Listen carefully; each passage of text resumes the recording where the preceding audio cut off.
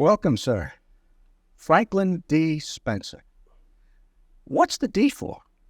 It's an interesting story, the D. I was born in the South, and I wasn't born in a hospital, and we had midwives, and most of the midwives couldn't read or write, and you would put down a name. It was supposed to be Franklin Delano, based on my birth. But by the time, and I thought that's what it was, until I filed for a birth certificate to find out it's Franklin D. only.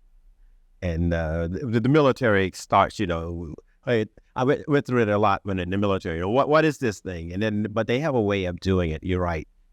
No middle initial, and that's the way the record is, and that's the way I sign my name.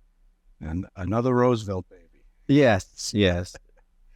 Tell me, Frank, everyone in school, of course, knew you as Frank for so many years. Tell us about your family. Tell us about the folks at home. Yeah. Oh. Folks not at home at this point. Yeah. Again, born in North Carolina, the eastern part of North Carolina. And I am the youngest of 9 children. I have 4 sisters and 4 brothers. I had 4 sisters and 4 brothers. And we are the closest family in the whole world. Oh, that's great. And we are now spread from Arizona to New York. And we still manage to get together at least once or twice a year without a funeral. That's so wonderful. Yeah. In the last 2 years, though, we knew it was going to happen. We had all of these people in the family. We were so close. And we sometimes you sit down and we just talk about that. I know it's going to happen one of these days. Yes. It can't last always. And 3 years ago, I lost my first sister. She lived in New York City. And a year after that, I lost another sister. And, but we have still hung in there. And what we do now, in growing up, not growing up, but as adults, we try to keep our kids together so they would have this same close relationship. And so starting more than 20 years ago, we started to have a family reunion each year. Isn't that wonderful? Where do you have it? At different places? Yeah, different places. The first real big one was in North Carolina. We rented a bus. Some people drove, and we went to a little town called Washington, North Carolina, where we were born. I was born out in the country. There are no hotels or motels or anything, but the first little town that has a motel is called we call it Little Washington. It's in North Carolina. And we just rented the whole floor of a motel. And everybody came. By this time, some of my parents' generation was still alive. They are all since passed away. That's what we've been doing. And we've been keeping it up. Now, what we decided to do, I'm out of business now, but I feel that we did a good job.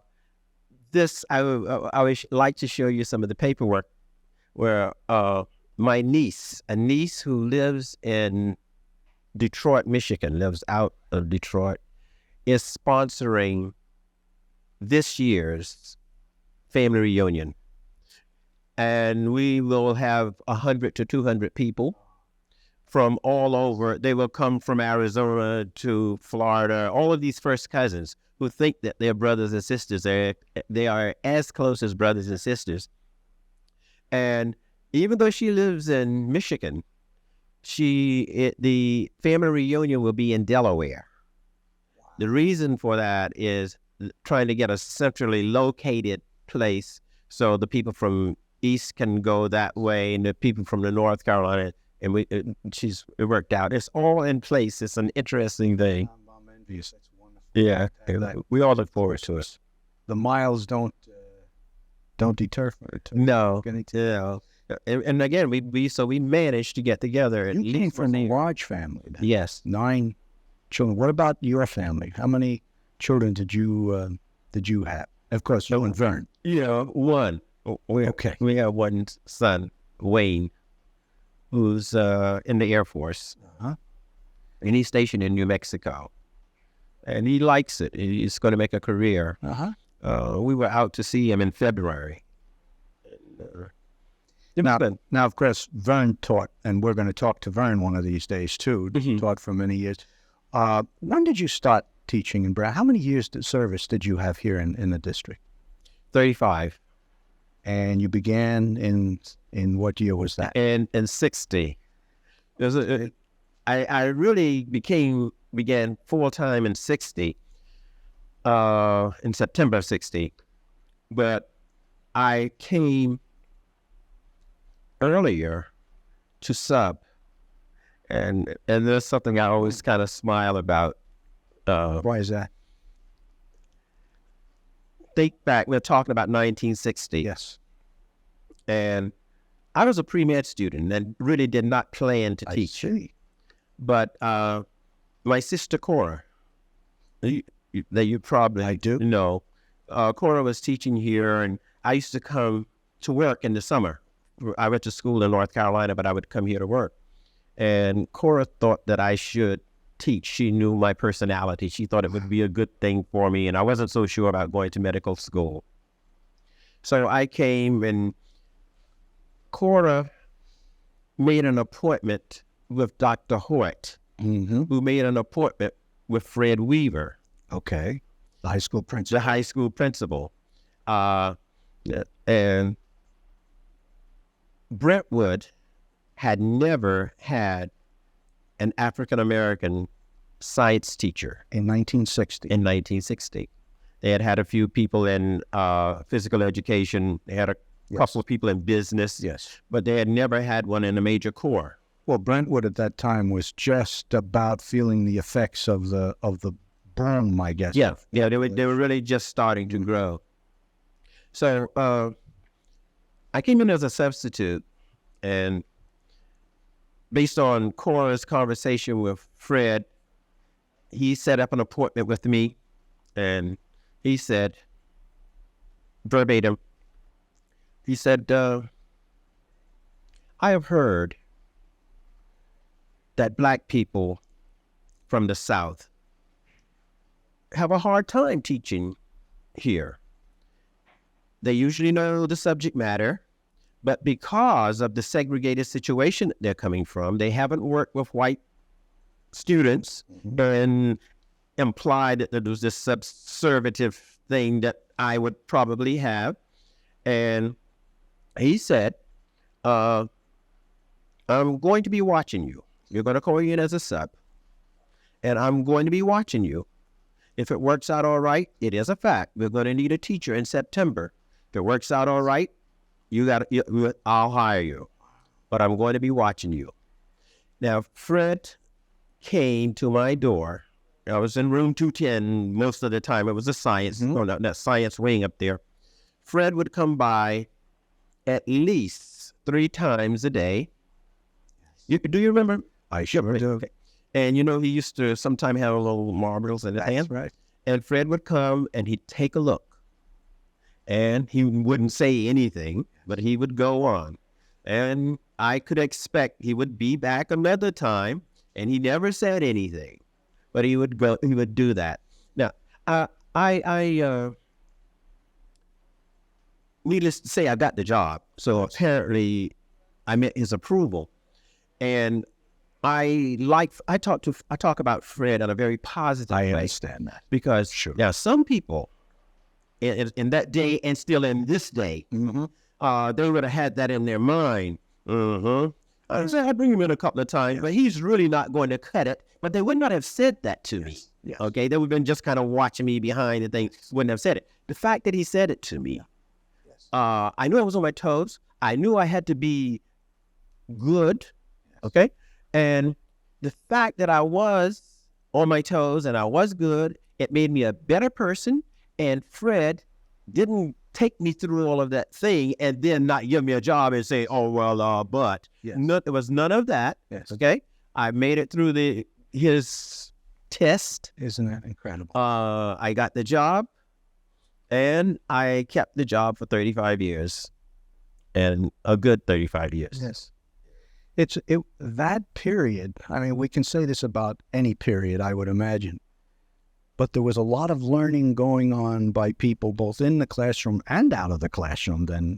And here's an example of the kind of growth that people in hiring positions up here were in also. You worked until 95. Mm-hmm. What made you decide to retire at that time?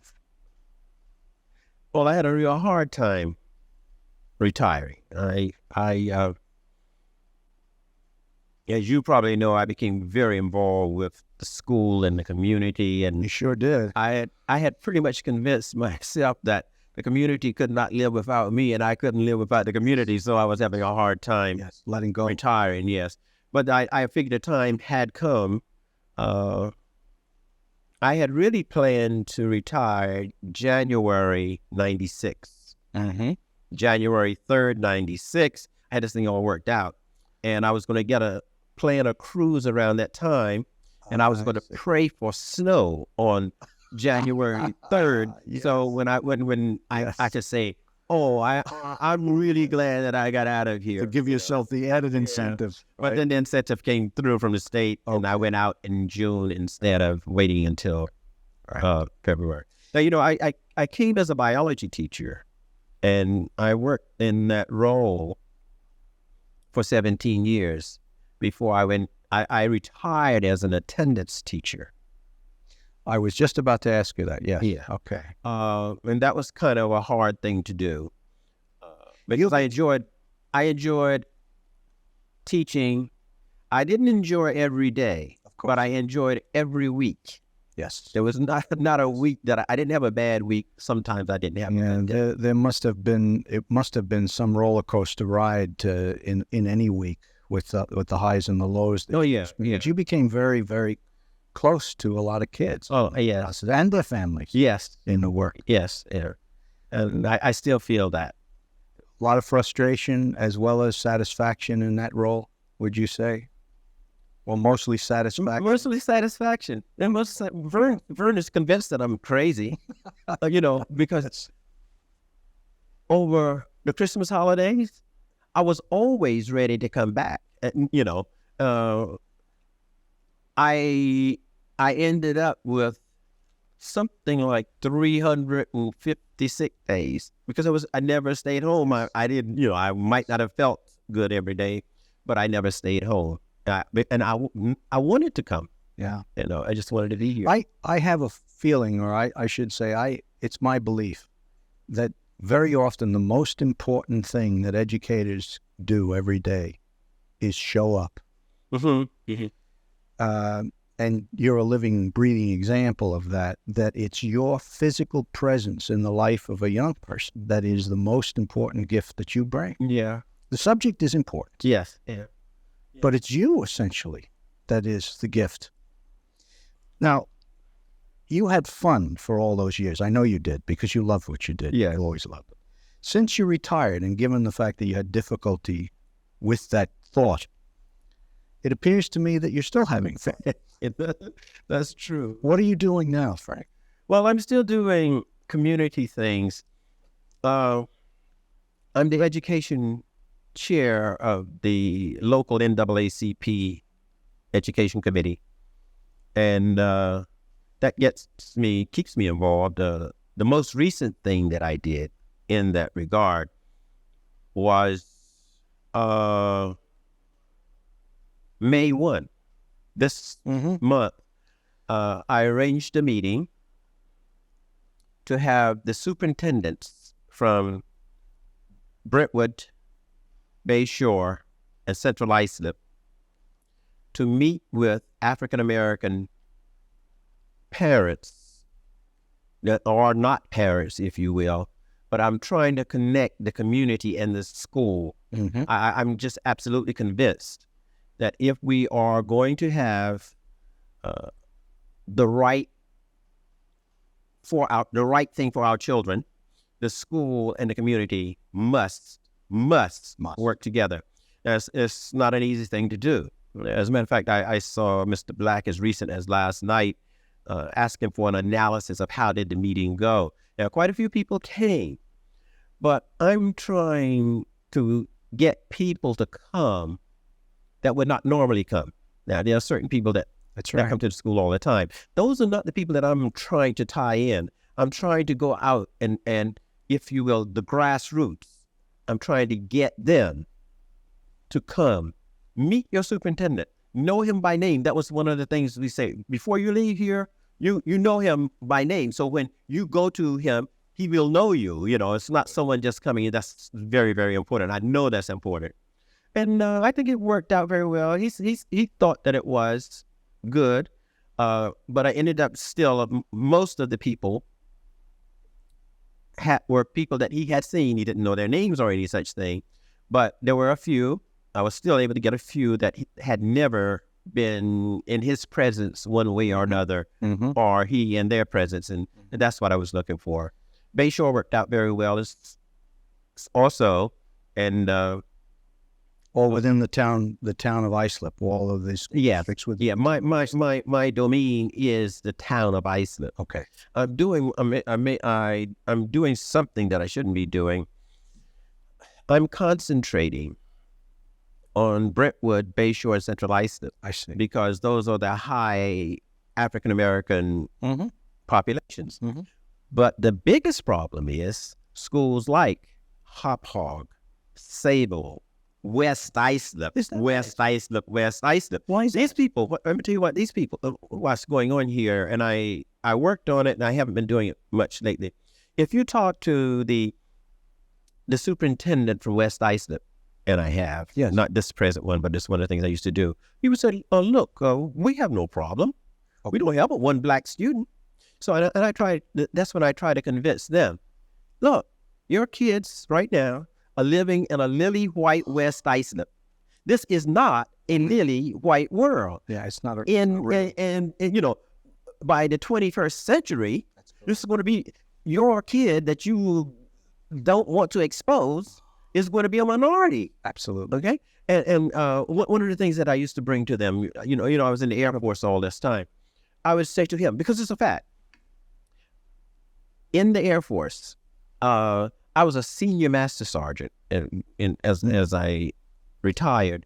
And so I had everybody, most of the people were under me, right? Exactly. And they had a hard time. West Islip kids, Sable kids have a hard time. You betcha. Taking an order from me. Yeah. You know, well, what is this? You know, and the people have to understand that. And they would tell me verbatim, we don't have a problem. You know, we don't have any problem with this thing because we don't have any. And you do. That is your problem. You don't have any. I am incredulous to hear that. Yeah. Yeah, but that's one of the things that I'm still doing. And before leaving the school, I was very involved with the homeless, the education of homeless children. Okay, now because most things you say homeless, then people most of the time think of things that they're seeing on the television and things, someone in a door and this kind of thing. This is not what we're talking about. Okay, homeless education for the homeless children was a serious problem. Still is a serious problem. But up until 1985, there were no laws that really enforced the education of homeless kids. Example, Moses Green and I had this experience more than one time. But we had a family in Brentwood, became homeless. Okay, just couldn't pay the rent. They just couldn't do this. So they had to go and live in a motel. The motel that they went to live in was the Howard, there's a Howard Johnson out at the end of Wicks Road. Yes. Okay. That's where they went to live. That is in Smithtown. You see, it's not in Brentwood. Okay. So they are supposed to go to the Smithtown schools. It's a really weird line. But Smithtown didn't want them. Isn't that? It's a black family, and they say You fall into the cracks. oh yeah, they say they aren't going to be here for a while. No need for us to do it. It's temporary. Okay, and so what we went through with this case in particular, for a little while, kind of violation. We had them to walk across Motor Parkway, right? Yes. We would pick them up, but I can't afford to do that. This is putting the school in jeopardy. Of course. Try to force Smithtown to take them. They absolutely would not take them. And now, as a result of things like that, there is a law. Legislation was created. Right? Yes. The law says that if that child becomes a homeless child, that means, and the definition is they have no permanent place to live. That's the state's definition. If that person, let's say it happens in Brentwood, okay? Right. And they are put in a facility in Smithtown. We keep staying with Smithtown.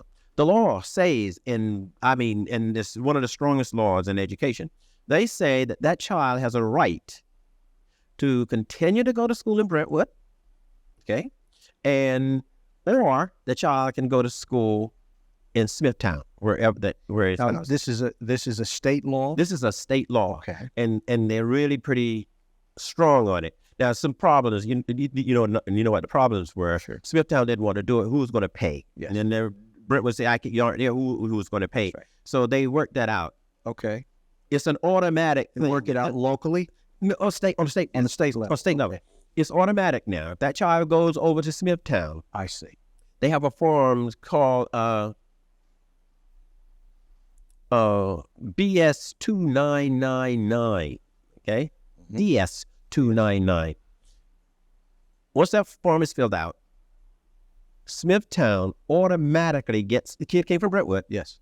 Brentwood has to pay. There's no if, no and. The state pays and then takes it back from Brentwood. So it's completely taken out of the school's hands. Okay, and so money is no longer an issue. Transportation was a problem. They took care of that. Mhm. The BOCES.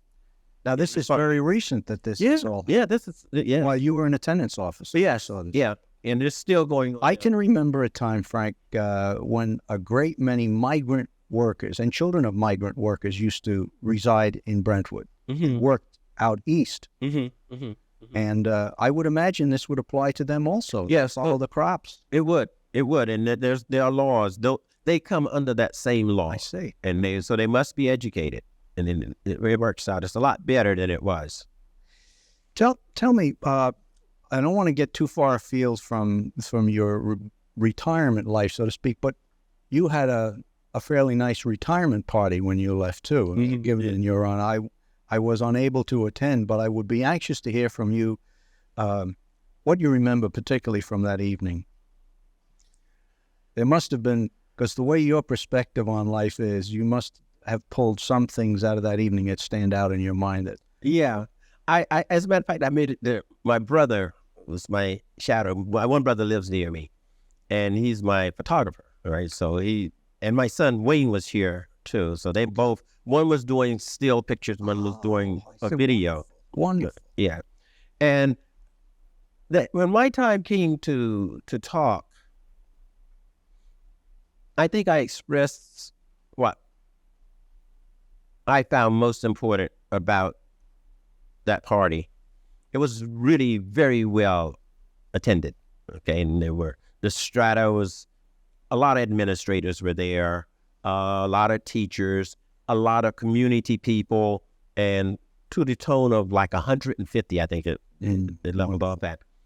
But I looked down, and I'd like to show you that sometime. Yes, I'd love to see that. The mix was about 50-50 African-American and white. Now, my statement then is really a fact. I have gone to most parties in Brentwood for the last 35 years. If it's something that's pertaining to whites, Yes. there would be one black there, that would probably be me, and maybe one other. Yes. That's it.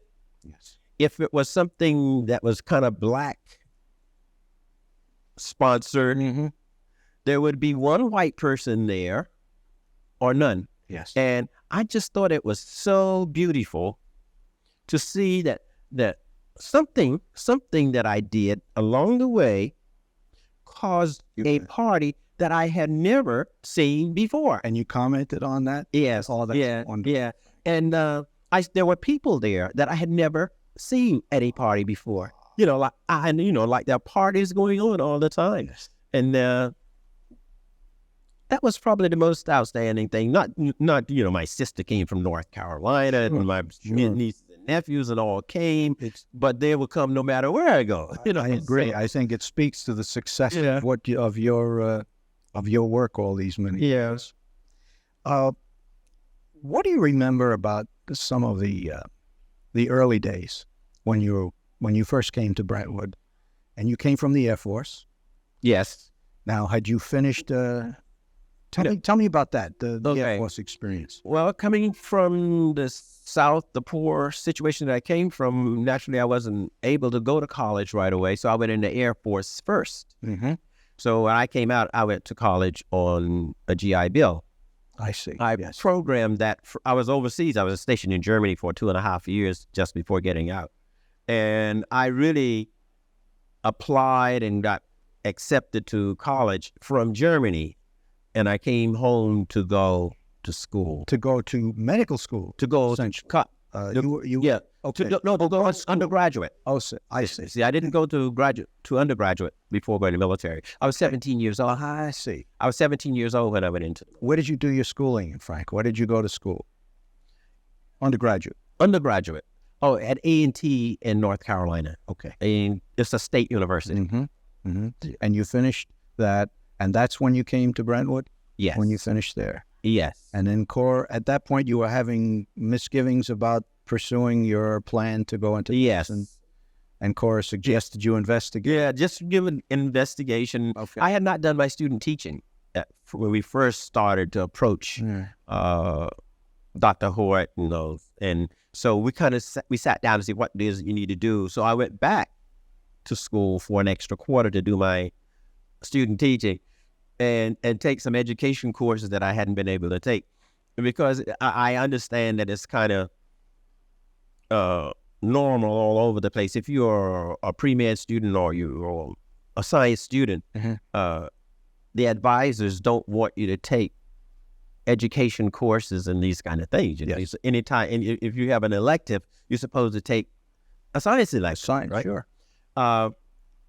So for that reason, I hadn't had a chance to take many education courses. But during my senior year, I was able to take quite a few, because I noticed by the time I went to college, I was 21 years old when I went. I had been in the Air Force for 14. I had been in the Air Force for 4 years, going in at 17, so I was now turning 21. So that there was an advantage in that, in that maturity. I really believe in that. So, an advantage to the fact that my advisor, his name was Dr. Graves, and you were Dr. Graves' boys. There were very few women in their field at the time. Dr. Graves' boys. Dr. Graves' boys did not. But the biggest problem is schools like Hop Hog, Sable, West Islip. Why is these people? Let me tell you what these people. What's going on here? And I worked on it, and I haven't been doing it much lately. If you talk to the superintendent from West Islip, and I have, not this present one, but this one of the things I used to do, he would say, "Oh, look, we have no problem. We don't have but one black student." So, and I tried. That's when I tried to convince them. Look, your kids right now are living in a lily white West Islip. This is not a lily white world. Yeah, it's not and by the 21st century, this is going to be your kid that you don't want to expose is going to be a minority. Absolutely. Okay. And one of the things that I used to bring to them, I was in the Air Force all this time. I would say to him, because it's a fact, in the Air Force, I was a senior master sergeant as I retired. And so I had everybody, most of the people were under me, right? Exactly. And they had a hard time. West Islip kids, Sable kids have a hard time. You betcha. Taking an order from me. Yeah. Well, what is this? And and the people have to understand that. And they would tell me verbatim, we don't have a problem. We don't have any problem with this thing because we don't have any.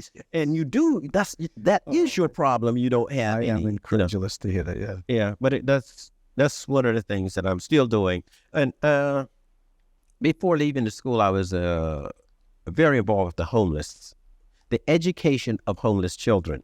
Okay, now because most things you say homeless, then people most of the time think of things that they've seen on the television and things, someone in a door and this kind of thing. This is not what we're talking about. Okay, homeless education for the homeless children was a serious problem. Still is a serious problem, but up until 1985,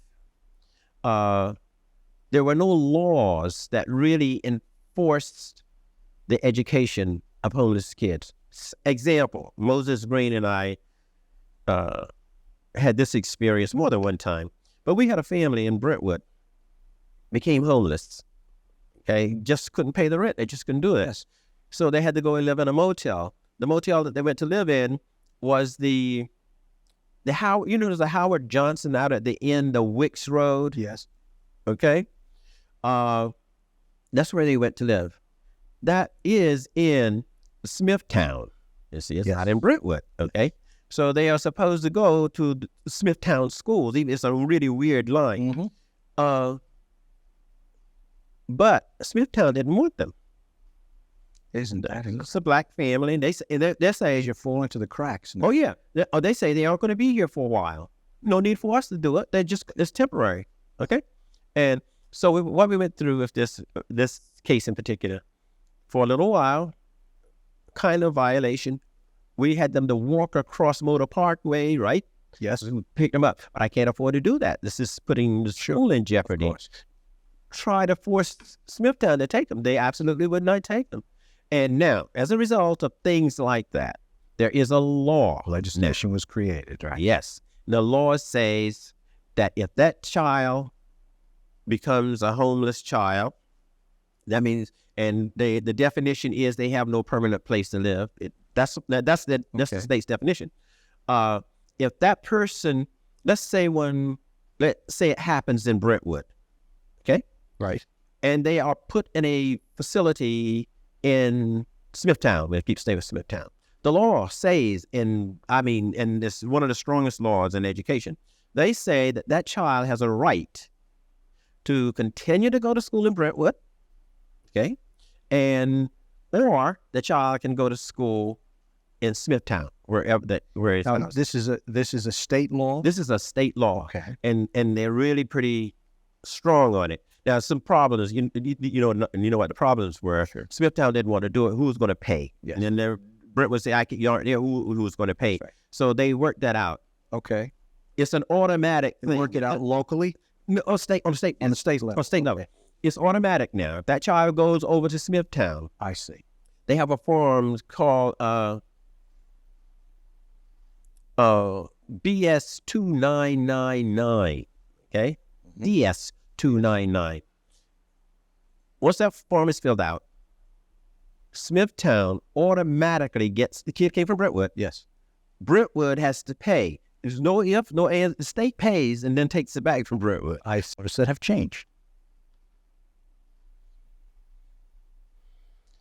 Maybe you'll want to take that, Frank, from the side of what things haven't changed. Yeah. You could look at it. That's exactly where I was going. Yeah.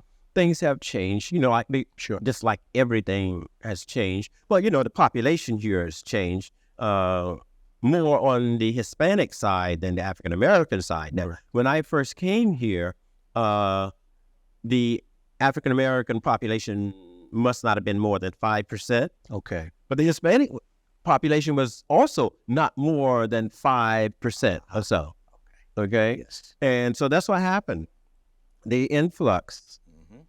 I don't want to get excited. Which this community encouraged. Oh, see, that's what I'm saying. I'm afraid to even go there. I get upset. This isn't about me getting upset. No. But I can't help but get upset when I see what happens. This is deliberate. It's very deliberate. Sure. And I don't quite understand it still. When the Hispanics or blacks move in, the whites move out. And whites move out. And that's what happened. And they, at the time, they had even names like blockbusting, they call it. That's right. Or that kind of thing. And but the Chamber of Commerce, I can particularly remember the Chamber of Commerce in Brentwood actively recruiting in Puerto Rico and recruiting in other communities to draw a workforce to Brentwood. And this was the workforce that was targeted at that time. And then one move in, and then you get that whole moving out, and then the whole community changes. Yes. Now we are talking so long ago. We're talking some hard stuff here now. But I never really mind going back there. I have to go back there. When I first came to work, I lived with my brother. This is around 1960. Yeah. And then real soon after that, Vern came up, and then we rented a house. And we didn't plan to stay there. It was always a plan that we were going to move. By now, I'm 3 to 4 years into my job. Right. And we want to move. I'm in love with Brentwood. So if you're in love with Brentwood, then where do you want to move? Yes. In Brentwood. Yeah. You would absolutely. Yes.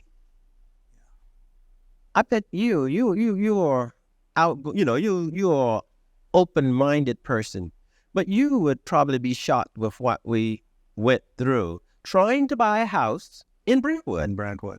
Because every time they take us to Regis Park. I didn't want to live in Regis Park. I remember those times, Frank. Yes, okay. I remember. I ended up living on Pennsylvania Avenue. Okay. Regis Park, we should explain to people who might be watching this and don't know, was in our early years teaching here, was an exclusively black community within the Brentwood. Within the Brentwood community. And so anybody came, the same thing, everybody was taken there. Okay. No, there were really no blacks hardly any place else around. And this was frustrating. I don't know I think it was probably more frustrating for Vern than for me.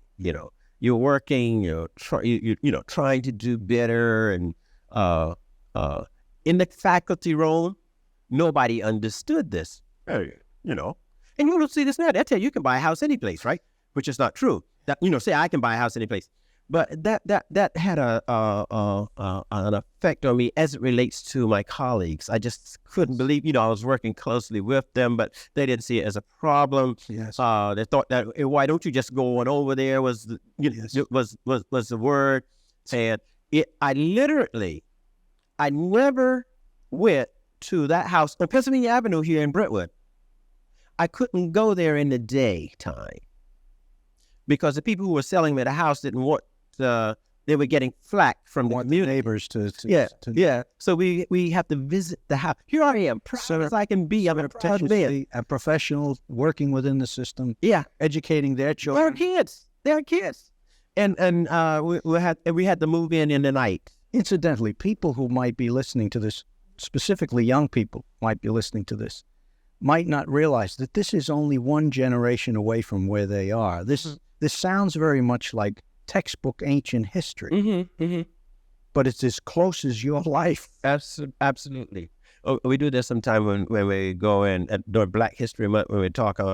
I should say your life and my life. Yeah, we're talking about kids want to talk about history. I start with myself. Yes. You want to talk about history? You're looking at it. You're looking at it.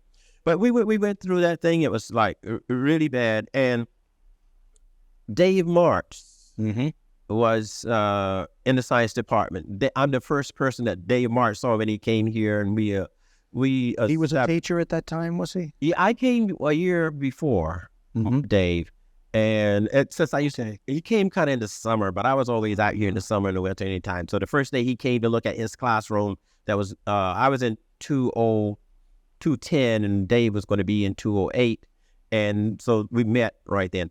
Out of all the only person that I can think of that was somewhat sympathetic and understood, was concerned concern was Dave. Yes. I ended up moving on Dave's block. The same house. No, our houses are back. It's one street from there. Back up on one another. Yeah. As a matter of fact, though, at that particular time, Dave lived on that street. He later moved one block behind, and Dave was supportive. Yes, Dave was supportive, but most of my other colleagues were not. Who were some of the other people, irrespective of their attitudes on this issue? What were some of the other colleagues that you worked with when you first came to Brentwood? Names that pop out of the past that you remember? Stan Yankowski. Okay. Yeah. Same as the first year I was here, I guess. Was Stan teaching social studies? He was teaching social studies at that time. Okay. And so I used to talk to him. Stan was Stan, and he kind of stands out. And he was about ready to go into administration, And I think I can take the thing. I was the first one to tell him that he was going to be a principal. But you know how you got that, yes. And you're going to go there. But Stan is probably the one that kind of stands out in those early times. From that period, I remember a fellow by the name of Jack Warner that used to be in my social studies department, another African-American man who I don't remember the story of why he left, but I do remember he left Brentwood, and but he was teaching. I had great admiration for his abilities at that time. Very quiet. Yeah. I know he was a jazz aficionado. I remember. Yeah. Because I was working at the time in music and enjoyed seeing him in the audience and he'd be out there.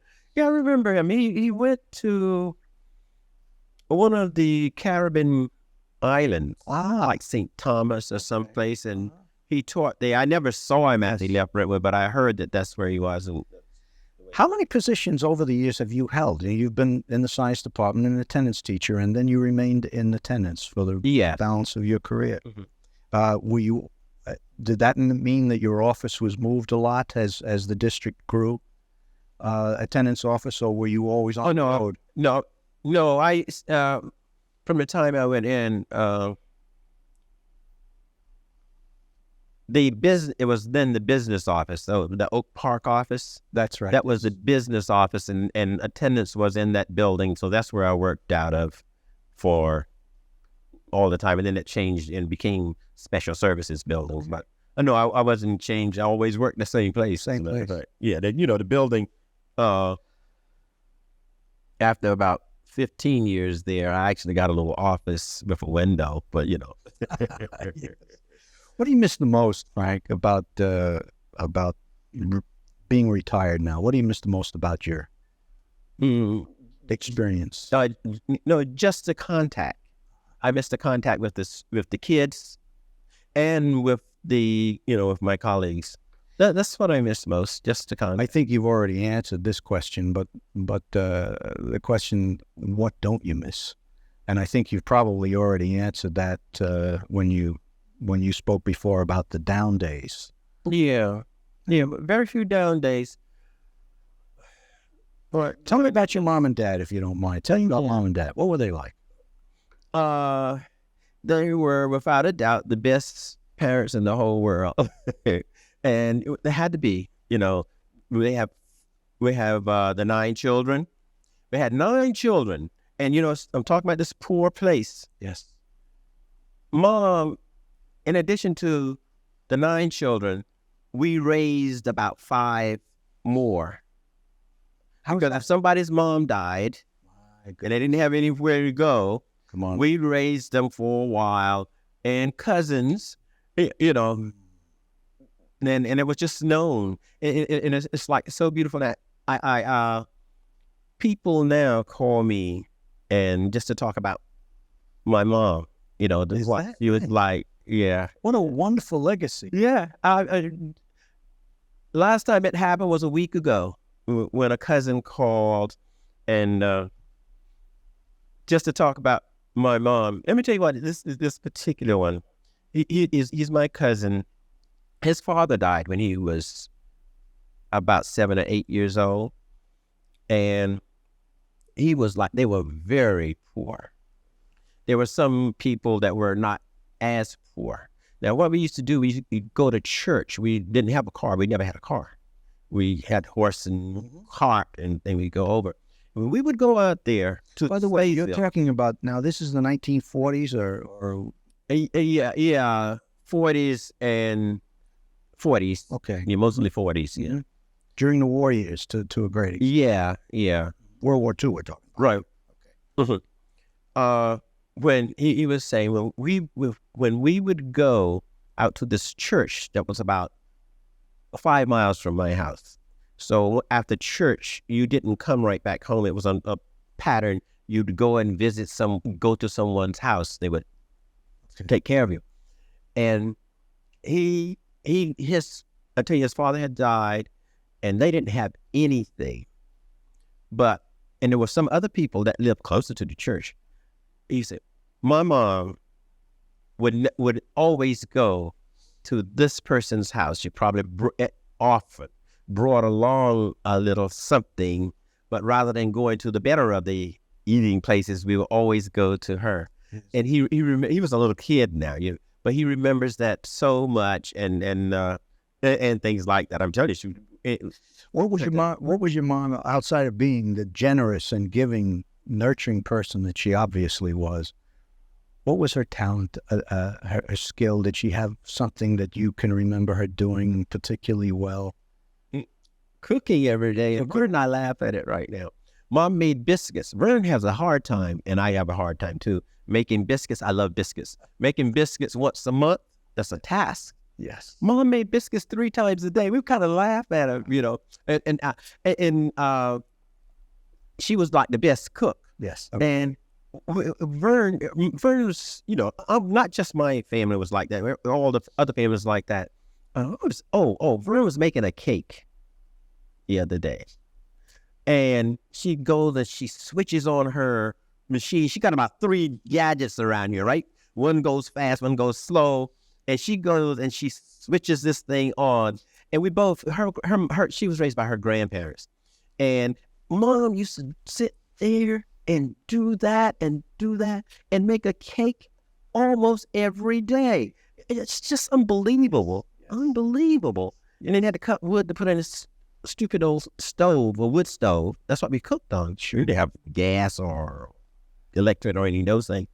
But they did it. I did it. And she sewed, and she just, I don't know, if you asked me one thing, I couldn't tell you one thing. You've told me a great deal, because I immediately think of my grandma when you talk. Mm-hmm. It was a different time, a different life, different strengths, different skills, and the focus on the family, though, always on family and nurturing. What about Dad? What was his avocation, if you will, or his particular talent? I say he was a genius, but when I think of that too, how the apple doesn't fall far from the tree. That's Thank you. My father was a blacksmith. First of all, he was a farmer. Okay, that was the basic thing. But on the side, he was a blacksmith and he was a carpenter. He could.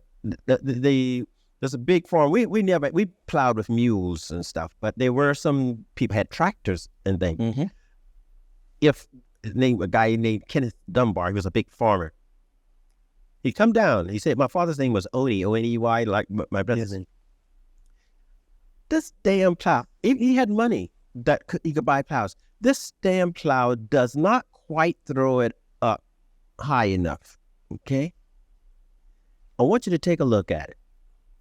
My father would take a look at it, go to that was one of my jobs. You had to crank this thing. You ever seen a forge? You ever seen a forge that you crank? I don't think I've ever seen a forge. Okay, a forge is an instrument for heating the metal if you're going to shape it or something. Okay. And guess where this blacksmith shop was? Under a tree. It wasn't in a building. Yes. That's where he worked on the street.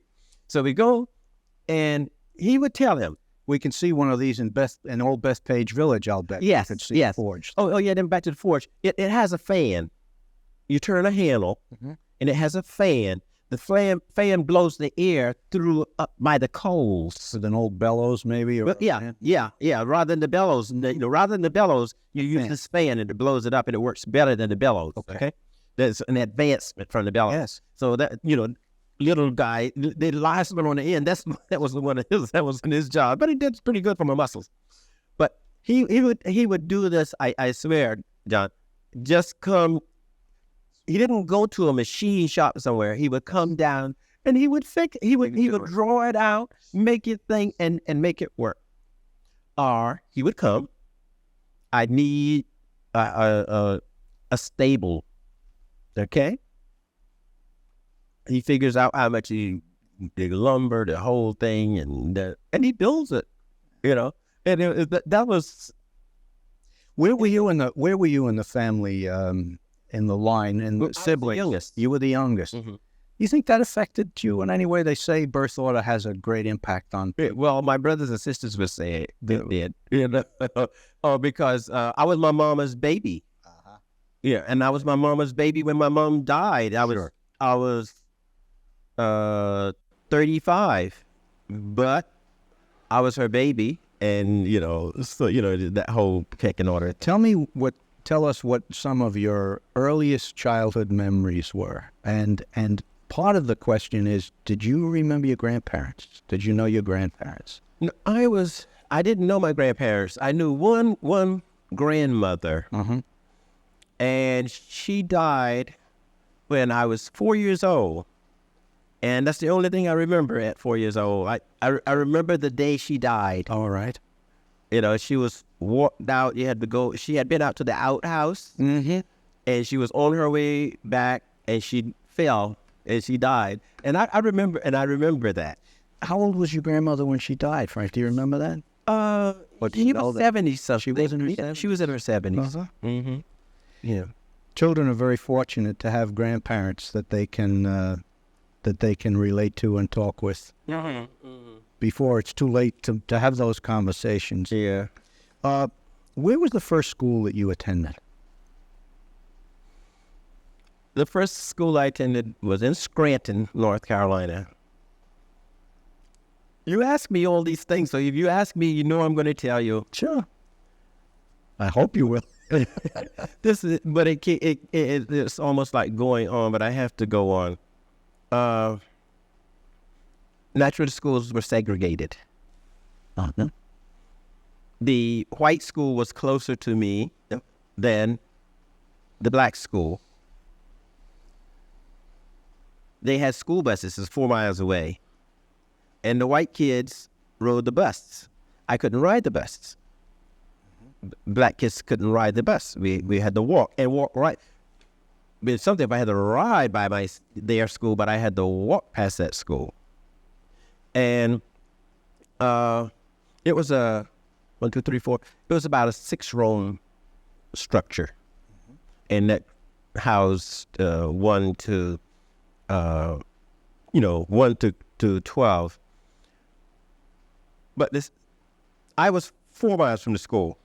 That was the only high school in the county. And it was a 4-mile walk to and from. Mm-hmm. Mm-hmm. Now, but I was lucky. How so? Because the other black kids in the county, some lived as much as 40 miles away. Yeah. So, now they had elementary schools. There were no buses for them. How did they get there? These kids were boarding students. They had to find a family near the school, and they would roam with them. Now, naturally, a lot of people couldn't afford that. They just couldn't do that. But that's how they went to school, to high school. Talk about difficulties in getting to the first step on that ladder. That's a considerable difficulty. Yeah. Verna's case is worse than mine. She was one thing is I walked, but I always had some sisters and brothers, older sisters and brothers. Vern walked alone. She didn't have any sisters or brothers. Yeah. So she walked alone. We didn't live near each other. Now, this was the high school, you said. That was the high school. The elementary school, this was my elementary school and high school because they were all combined. Mm-hmm. But the rest of the kids in the county went to elementary school. They had little elementary schools near them. But the high school, they had to come up there to board. Wow. To find someone to live with. And do you remember any teachers that you had from those times? There any characters or any formative influences that stand out in your memory? Yes. The one I remember most of all is the principal. The principal teacher. The principal teacher, yes. Absolutely amazing. He's responsible. He's somewhat responsible for me being here. Exactly. He was like a very dynamic person. He was like a little bit of everything. Now, even this poor place that I'm telling you about, with no books. I never had a new book. This is Scranton, North Carolina. Yeah. I never had a new book. When the white kids finished with the book, or their school was there, and we were in that same town, right? They would send them over to us, but we never got new books. Yes. You know, look at Roosevelt. We never got new books. Yes. Okay. So, what we would do, I kind of lost my thought. Talking about the principal. Oh, the principal. With this poor, deprived, terrible situation, a lot of us went to college. One of the first things you had to do, you had to make sure the curriculum was right, so you could go get someplace. Get there. And fascinating. Because in most little towns like that, they really didn't get to go to college. Yes. But very often they didn't have the courses to go. But a lot of us, I'm telling you, my sister, I have a sister who's a teacher. I have another sister who's a teacher. I had... all came through the same... They all came through the same... Yeah, worse than, before me. Marvelous. Before me. Yeah. It's absolutely fantastic. And he would often help them get scholarships, and a lot of them went to college. You should, you go down there. If I go down there now, you see a lot of college graduates. Yes. Yeah. Were there any other schools in between the schools in Scranton and then your experience after the military going to undergraduate? Were there any other schools you attended? No, because the family didn't move. You were there. Yes. You had roots. Okay. Yeah. This is what happened. It was it was a trend. When you graduated high school, then you had to migrate. You couldn't stay there. There's no work. Stay there. So my brother, for my graduation present, my brother came. He was living here in New York. He went down, picked me up, and brought me back to New York. That was my graduation present, and told me that it's like some guys, look, you don't have to do anything. You don't have to worry about getting a job. Just get yourself together and you find out what it is you want to do and where you want to go. And I got a job in about a week on my own. Yes. And I took it from there. But I think about kids sometimes in teaching. Sure. And I tell my kids about this too, in the classroom thing. Motivation. How do you get motivated? Well, if you are plowing a mule and the mule doesn't say, let's stop and go to the bathroom, right?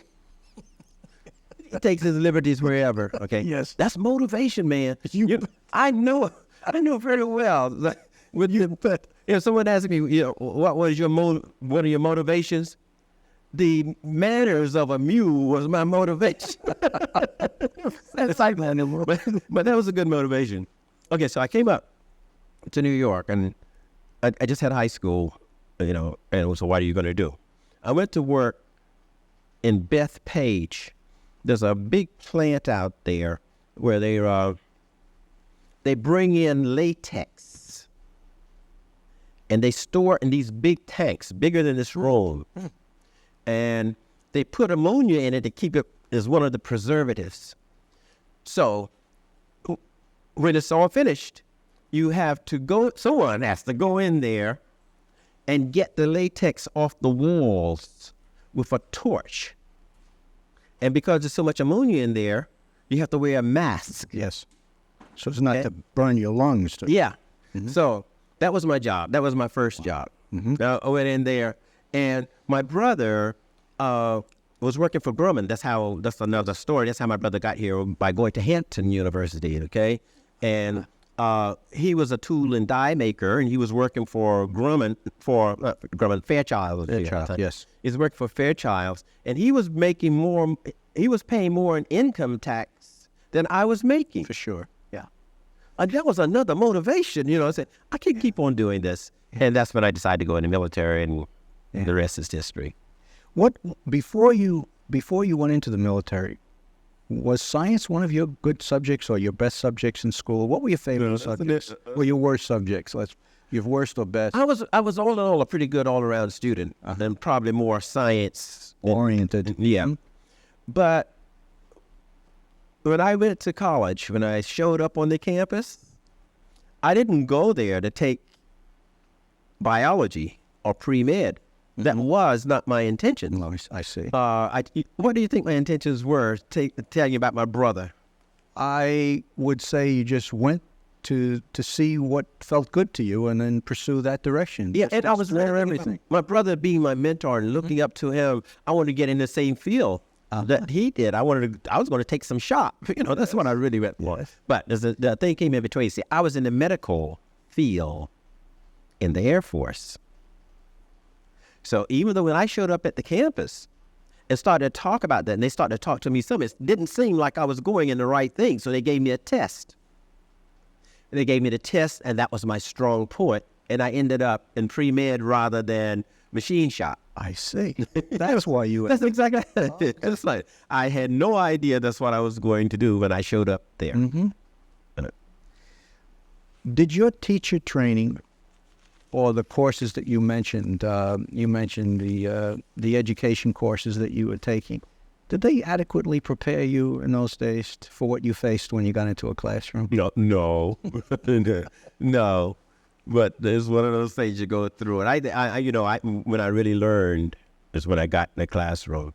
My student teaching was good. I had a good student teacher who, kind of got me going on what teaching was really about. But the courses didn't do a whole lot.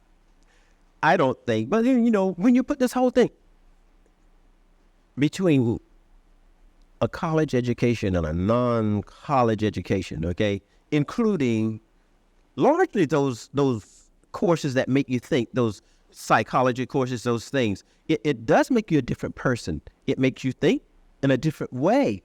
You are able to look at whatever it is you're looking at in a different way. Different perspective. Yeah. Mm-hmm. So in that way, yes, they did. They sure didn't do me any harm. Right. They were good, but you don't really do it. They didn't tell me about how Johnny was going to act out in the practical way. Mm-hmm. Do you keep in contact, or have you kept in contact with any of your former teachers or former teachers? Mm-hmm. Yes. Not so much on my own. There was an English teacher who was like really very close to my sister, and still is. She's an old lady. She must be 80-something. And she just spent a week with my sister in Greensboro, North Carolina, just a week before my sister came to my graduation, to my retirement party. Wonderful. And I stay in touch through them. Was she a high school teacher or a high school teacher? High school teacher. I would imagine that people that you have had in your classes over the years also keep in touch with you. Yeah, there was correspondence. Yeah. I had a very interesting experience. I don't know if you have had that. I went to the 30th reunion, the 30th anniversary of the 1964 people. No, I did not. So I went to, so that would have been in 94, a couple of years ago. Yes. Oh man, that was some experience. So I heard about it because it's Mo's year, and there's another woman that was working in my office, Carmela Termini. She was Carmela Termini when she was here, but she has a different name now. Mm-hmm. And so that's how I knew about it. So I decided to go, and I walked in, and the very first person I saw knew me, and I didn't know him. I didn't know her. And they were glad to see me. They all looked older than I did. That's true. I had two girls, and I can't remember their names now. Probably in the conversation, but The two had the same name. One had brown hair and the other one was a blonde. Yes. Well, the blonde one comes up to me and say, "I know you remember me because I made you famous." Uh-huh.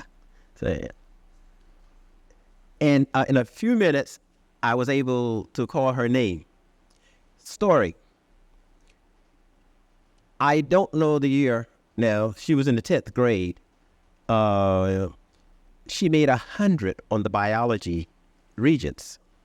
And that's why she made And you. both of us were we really were famous around here. It was a hard year. Yes. And everybody was, nobody else in the school made 100. Yes. Okay. And very few people there. And it was like fantastic. And, Yes. and she remembers that very well. Yes. Guess what she was? She has since retired. She wrote to me 2 times since then. She was a professor of biology in the University of Maryland, and she retired before I retired. Yeah. That's great. Her first name is Kathy, and I can't think of her last name. I had 2 Kathys.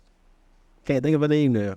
But that was really good. She sent me a picture of that. We made pictures that night, and they sent pictures of them, and it was really good. Tell me what, in a generic way, you hear the word kids. What do you think of, given the many years of experience you've had working with young people? What's your opinion of kids? Some teachers will say kids have changed in the last 10 years. Do you believe that? I don't know, but people have told me that so much now. They say I wouldn't be as successful in the classroom today as I was then. They tell me that all the time. And I'm not so sure of that, but they have told me that so much until they have almost convinced me. I do know. I was a firm teacher. Okay. Fred Weaver taught me that I had to be firm. I had to be in control, So I was, no doubt about that. But my kids, that's one of the things I'll show you sometime. Yes. From this same reunion that I went to. Right. Well, they passed around a little sheet, and they was just kind of saying things that they thought about. And one kid writes, "You failed me 3 times." Okay? But I didn't give up, and I sure don't blame you for it. I have in writing these things in it. Others say, things that they remember. They're just talking about things, and it is absolutely. These are grown people now, though. Adults. It's really funny the things that they remember. Yes. That were important to them. Yeah. I don't think they changed that much. Neither do I. Between us, neither do I. I think one of the things that you hear today is the nature of what a serious problem has changed a lot from then and now. Mm-hmm. We used to think things were serious. That today we would laugh. You know what? Look, things were real serious if a girl wore her skirt above her knee and Beryl Knox saw her. Yes. That was serious stuff. Very serious stuff. Dress code stuff was considered serious. If you had a message for somebody who was beginning a career in public education today, Frank, just starting to teach, what would your advice or suggestions to them be?